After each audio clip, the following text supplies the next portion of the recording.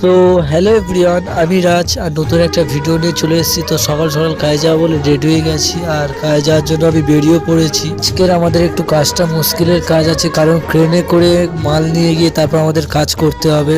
তো ওখান থেকে আমি ইঞ্জিনিয়ারকে ফোন করে বললাম যে আমাদের বালু লাগবে, আর বালুর জন্য ক্রেন পাঠিয়ে দিল। তো ওদিকে বসে বালুগুলো আনলোড করছে। আর তারপর দেখতে পাচ্ছ এই যে ক্রেনটা অনেক বড় ক্রেন, 50 মিটার ক্রেনটার দূরত্ব আছে। আর তারপরে এদিকে আসার পর দেখতে পেলাম যে একটা কাকা কতটা রিক্সে কাজ করছে।